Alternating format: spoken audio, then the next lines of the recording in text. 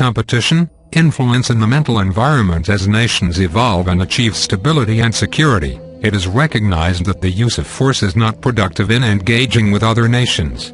It is destructive, and it sows the seeds for future conflict. Because resources are so extremely valuable to an advanced society, the use of force is seen as only a last resort, and an undesirable one at that. The emphasis then shifts to the power of persuasion and the importance of persuasion in preserving resources and valuable infrastructure. It is an emphasis that nations within your own world are only now beginning to discover. War is destructive. It is destructive to both the winner and the loser, and it sows the seeds for future conflict. The damage is not only to material things, but to the nature and character of entire nations of people who are traumatized. Humanity has not matured enough, nor has grown in wisdom enough to recognize the absolute truth of this. That is why outright warfare in the greater community, particularly on any kind of large scale, is extremely rare, particularly amongst secure and advanced nations. Their emphasis is on the power of persuasion. Because competition is so great in the greater community, the competition for resources, the competition for influence, the competition for trade and the competition for political power and persuasion, these are of paramount importance to any advanced nation, whether they be free or not. It is because of the emphasis on stability and security that this is the case. Competition, therefore, is immense, and the powers of persuasion and the importance of these powers become of primary importance for nations that are free and for nations that are not free. This represents an evolution of power and skill in the universe. While humanity is still exerting force and destroying its own infrastructure and resources in the process, advanced nations use much more sophisticated means. Time has proven this to be necessary. Nations that are fundamentally warlike and destructive do not last very long in the greater community. For any nation to exert itself in this way in a highly populated region of space such as your own would meet a united resistance. With only very few exceptions in the universe can this resistance be overcome. What would one nation do faced with 1,000 nations opposing it? And what could one nation do if its access to trade were denied? To become strong enough to overtake other nations, you must have resources from beyond your own world. You must have a vast network of resources and resource acquisition. In an undeveloped part of the universe, where there are very few advanced nations and where trade has not been established and secured over time, it is possible for one nation to become powerful in this way. But eventually it will meet opposition, collective opposition. An empire might exist in an uncharted region, dominating many star systems, but if there is no one within its reach to overtake, it will eventually be limited by its own resources and by its logistical isolation. This is simply a fact of life. It is growing mature. It is outgrowing the passions and aggressions of adolescence to a more mature and stable state. But in this more mature and stable state, competition is intense, and therefore the emphasis on the powers of perception and persuasion becomes of paramount importance. This now becomes how you contend with competing nations.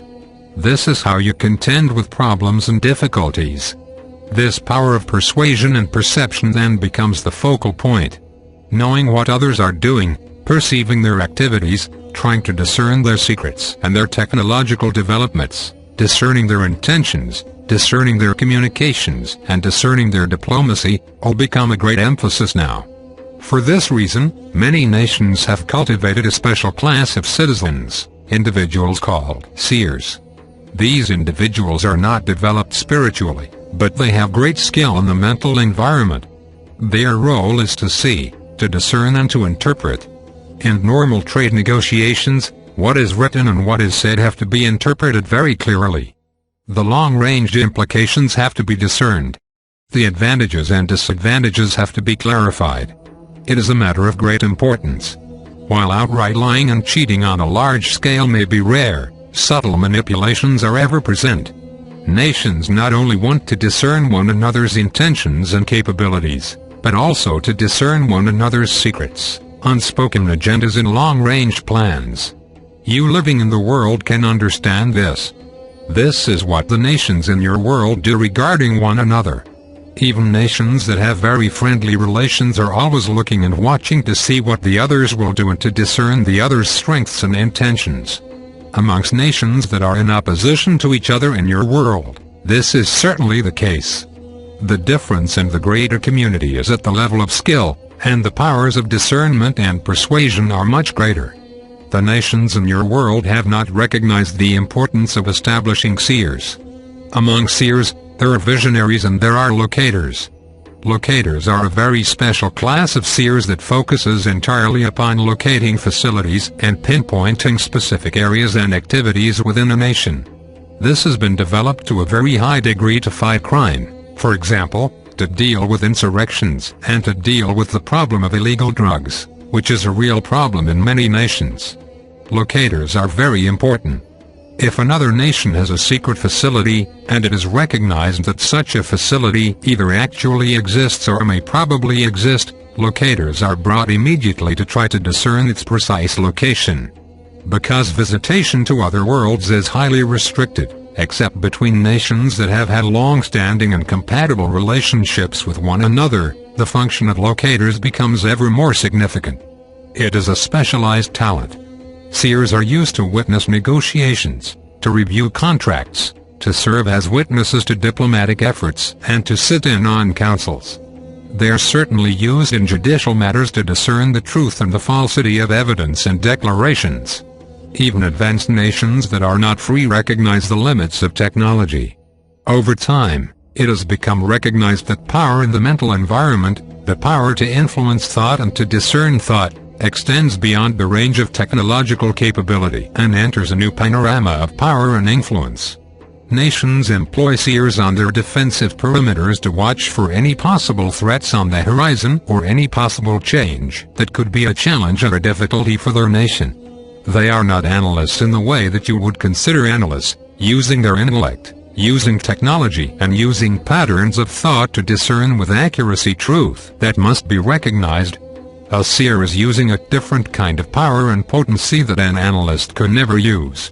There are seers who specialize as interpreters. They will travel with diplomatic missions, serving to interpret not the language of another race, but its intention, its honesty, the truth of its statements, its strengths, its weaknesses, its anxieties, its concerns and its insecurities. This is extremely important in establishing trust with races unlike your own. Even nations that have long-standing partnerships that have developed trust over time are still always watching one another, not because they have an inherent distrust of one another, but for the effects of influence of other nations upon their trading partners. Is their trading partner being seduced or undermined by another foreign power? Does the trading nation have social harmony, or are there dissident movements within this nation, and what would that mean?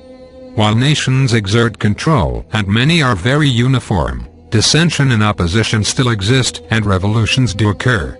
Humanity has only evolved to deal with itself. It has never had to deal with other forms of intelligent life, particularly other forms of intelligent life that carry great power and ability, not only technologically, but in the mental environment. In this respect, humanity is still a primitive race. It is only beginning to recognize the potency of power in the mental environment. It is only beginning to recognize both the constructive and destructive potential of technology. Yet the great frontier in the mental environment is only beginning to be discovered and valued amongst the leaders of human nations. Because you are unskilled in dealing with foreign powers in the greater community, you have not yet cultivated the necessary discernment that is required to discern the nature and intentions of a race that not only looks different but is different, that thinks differently, that has different values, that has different priorities, that has different traditions, and that has a different social structure, a different history and a different well of experience. Humanity has not yet learned that power in the universe is power in the mental environment. It still thinks of power in the universe as empires conquering and destroying one another. This represents a child's view of the universe,